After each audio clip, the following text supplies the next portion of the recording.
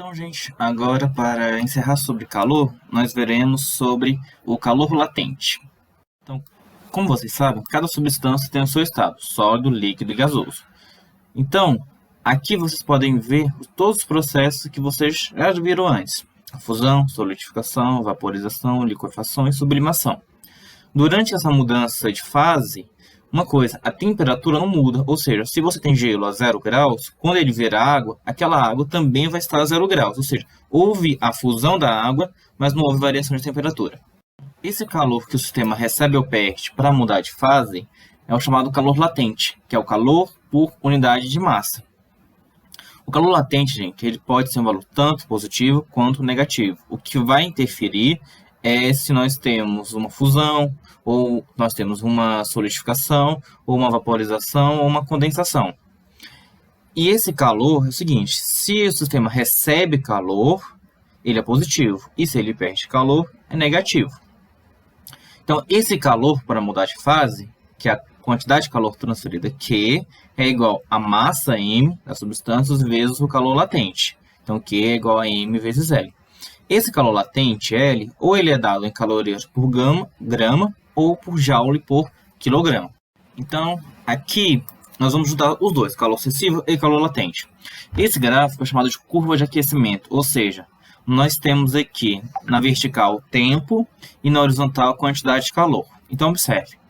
A primeira parte, nós temos o seguinte: a temperatura está aumentando à medida que ele recebe calor. Então, se a temperatura muda, é calor sensível. Na segunda parte, observe que não está mudando a curva, está na horizontal. Ou seja, o sistema recebe calor a temperatura constante. Aqui nós temos uma mudança de fase, possivelmente a fusão.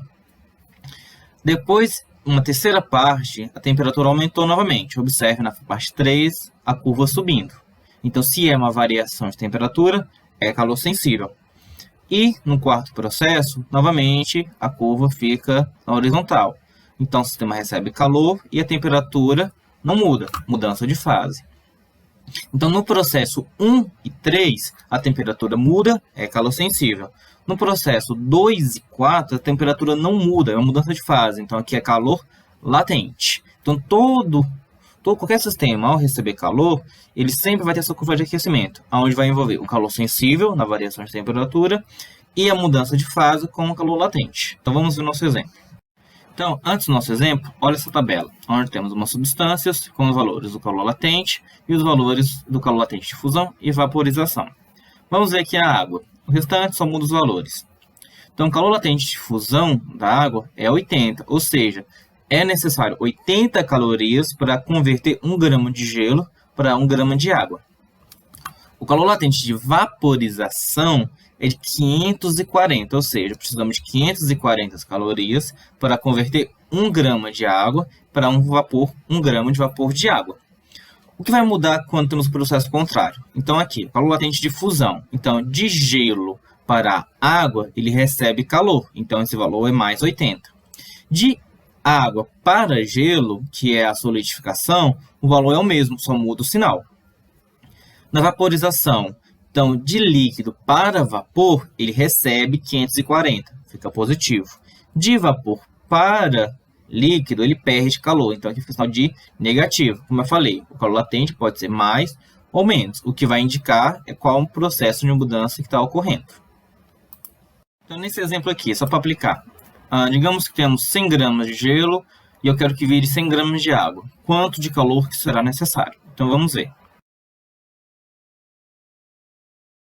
O primeiro exemplo sobre calor latente fala o seguinte, que nós temos, então aqui gelo, então aqui nós temos gelo em uma quantidade de 100 gramas, então a massa que nós temos aqui é 100 gramas de gelo. Aí eu quero que o gelo vire água líquida a 0 graus também.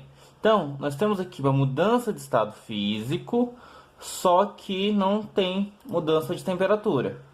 Então, aqui nós vamos usar o calor latente. Então, a questão aqui fala, tem o calor latente da fusão e da ebulição. Por que eu coloquei esses dois? Eu só quero que vocês Lembram? Do gelo para o líquido, nós temos o processo de fusão. Então, fusão.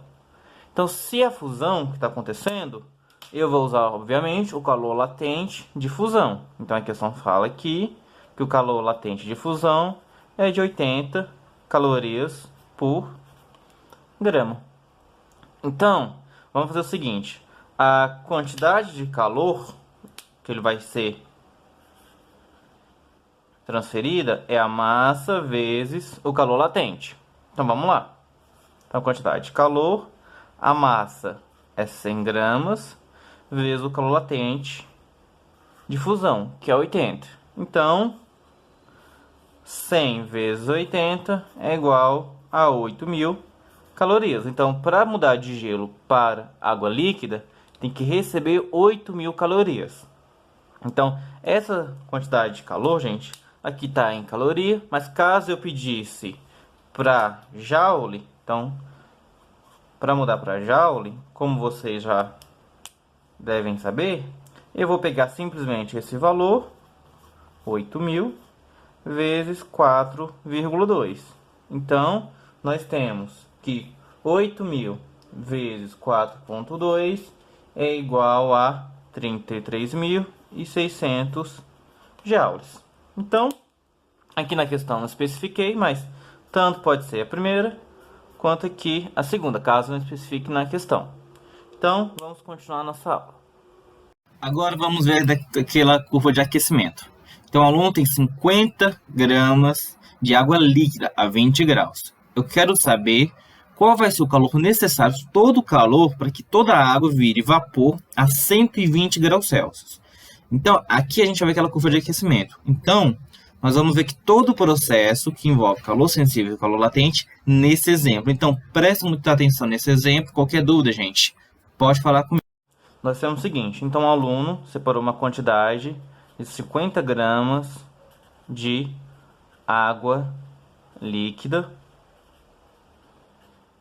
a 20 graus, a 20 graus Celsius.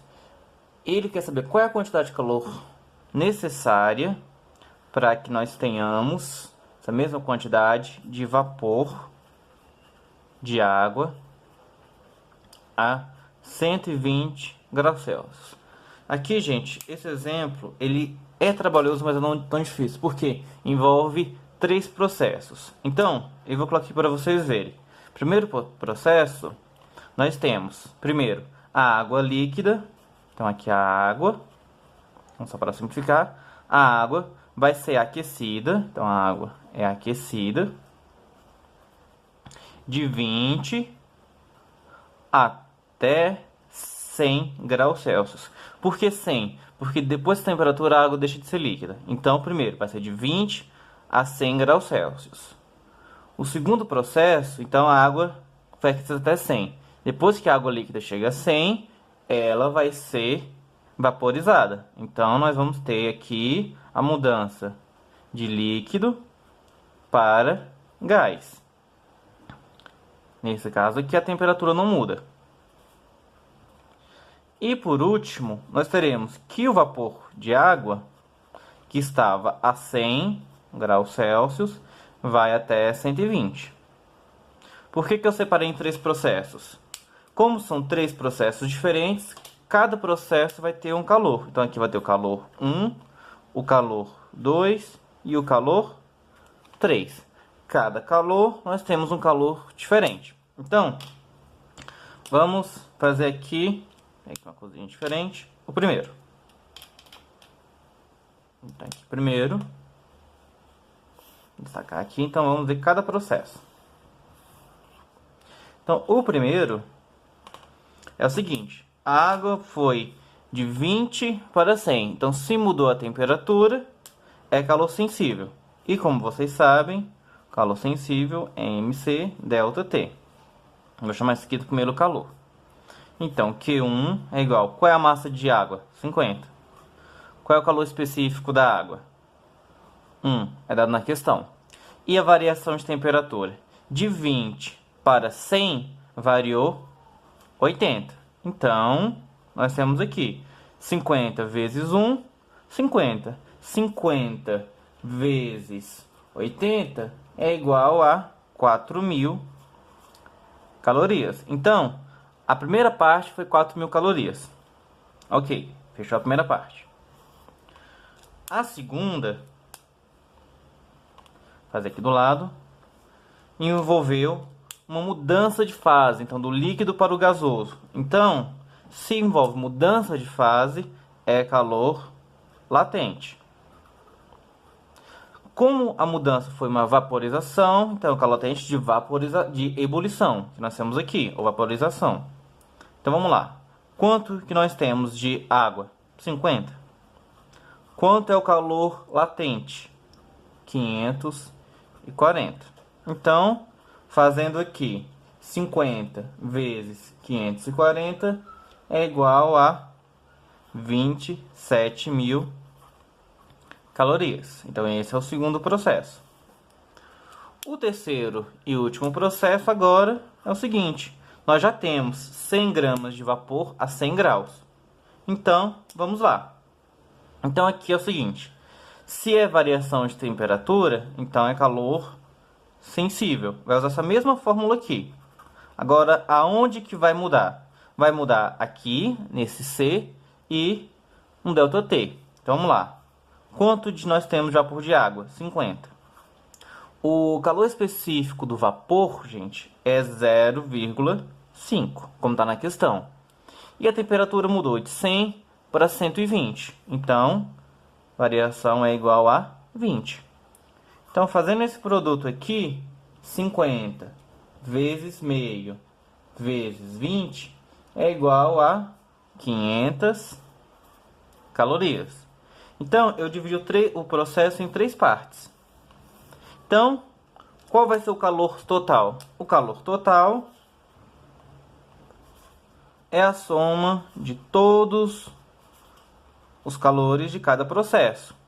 O primeiro é 4.000, o segundo 27.000 e o último 500. Então, nós temos aqui 4.000 mais 27.000 mais 500. Ou seja, o calor total foi 31.500 calorias.